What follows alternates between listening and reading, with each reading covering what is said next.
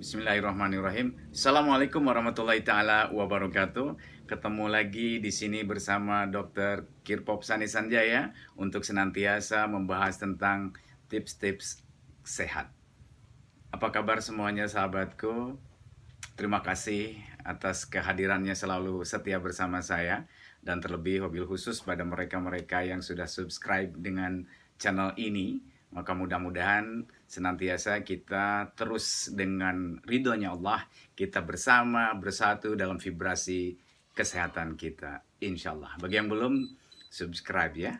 Baik, teman-teman semua yang dirahmati Allah, kita akan mencoba membahas tentang diri kita sendiri. Ya, betul, diri kita sendiri. Dimana terkadang kita mungkin lupa untuk menilai ke dalam. Yang tersering kita menilai pada orang, menilai pada sesuatu, menilai pada lingkungan, menilai kepada apapun yang ada di luar kita. Tapi jarang kita untuk melakukan penilaian terhadap diri sendiri. Yang saya akan bahas adalah bagaimana terkadang satu nilai yang itu biasanya kesadaran akan hal itu kecil sekali. Sehingga ini sering diulang dan menjadikan sebuah habits yang dilakukannya. Ya betul. Saya bicara tentang berbohong. Terkadang manusia itu melakukan kebohongan-kebohongan yang dilakukan dengan intensinya, dengan tujuannya yang beragam tentu. Ada yang ingin menghindari dari sebuah perkara yang dia pikir akan menjadi sebuah malapetaka ketika kita berbuat jujur apa adanya. Sehingga dia harus melakukan kebohongan dan kebohongan.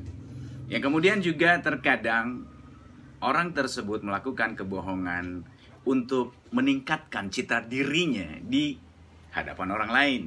Sehingga dia terlihat begitu luar biasa keren, cool, dan luar biasa, menjadikan dirinya merasa hebat.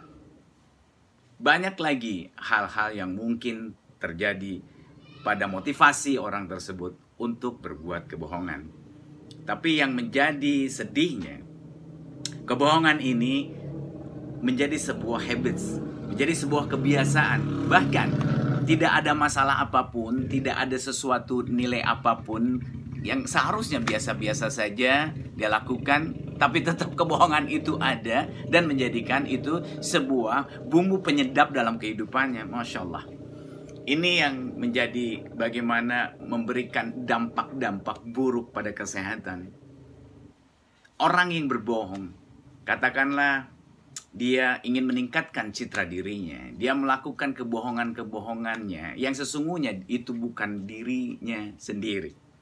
Dia lakukan itu sehingga ada seolah-olah ada kepuasan, ada sebuah nilai yang excited dalam dirinya. Iya, saya hebat.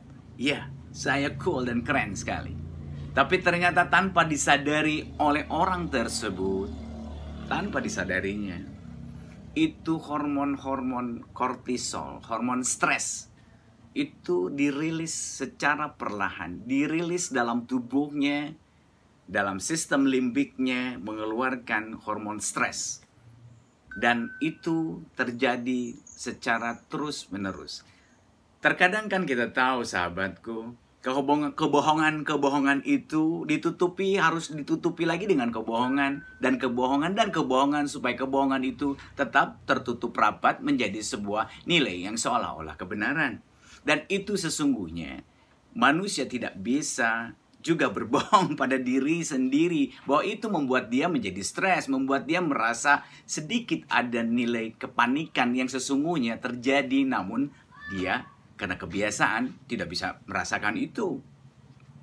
Jadi dalam hal ini, dalam kurun waktu tertentu, dalam episode tertentu, ternyata kortisolnya sekarang menjadi berlebih. Dan ini memberikan dampak yang sangat buruk bagi kesehatannya. Ya, di mana di sana akan terjadi sebuah dampak yang begitu meluas. Contoh katakan saja, di mana pembuluh darah ataupun juga tekanan darah akan begitu luar biasa. Terjadi penyempitan pembuluh darah, tekanan darah akan meningkat, dan jantung pun juga sesungguhnya kalau itu diteliti, kemungkinan besar detak jantungnya ketika berbohong itu pun juga berubah. Mungkin ada sedikit palpitasi atau sebuah degapan yang meningkat yang mungkin tanpa dia rasakan. Tapi lambat laun itu mungkin nanti pada akhirnya akan terjadi sebuah aritmia jantung. Masya Allah. Jadi dalam hal ini banyak sekali yang bisa kita terangkan bagaimana kebohongan-kebohongan itu memunculkan sebuah penyakit di dalam tubuhnya.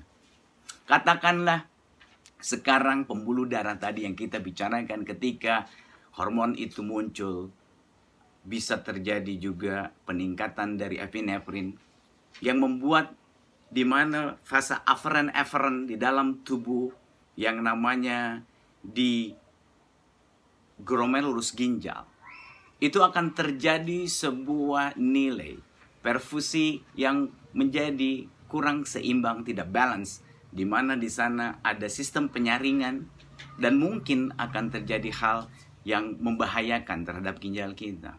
Contoh katakan mungkin akan terjadi endapan dan batu ginjal. Masya Allah. Kemudian juga telah kita sampaikan tadi masalah jantung.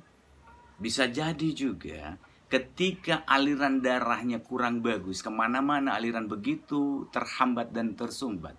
Bisa jadi orang yang sering berbohong suka merasakan adanya sakit badan, tengkuk yang berat, ataupun sakit dimanapun juga yang terjadi.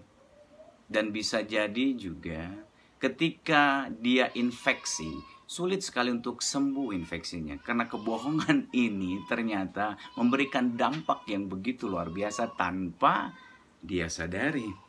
Oleh karena itu, yuk mari. Tips kali ini adalah coba hilangkan kebiasaan buruk kita, kebohongan-kebohongan ini. Ganti dengan kejujuran. Ganti dengan kita berbicara apa adanya. Kita melakukan seluruhnya dengan nilai bahwa kita senantiasa diawasi Tuhan, diawasi dengan Allah yang Maha Mengetahui. Sehingga kita pun juga ketika merilis itu, kita senantiasa berbuat jujur apa adanya dengan nilai-nilai kebaikan tentunya. Kadang orang suka bilang begini soalnya, kalau aku jujur ini masalah akan menjadi semakin hebat, semakin berat, dan ini akan memberikan sebuah dampak yang merugikan pada semuanya, bahkan terhadap diriku akan justru yang paling dirugikan. Padahal mungkin cara yang kita lakukan mungkin tidak pas. Jadi kita ada cara yang baik. Tetap kejujuran adalah kejujuran, kebaikan adalah kebaikan, keburukan tentunya akan tetap menjadi sebuah keburukan.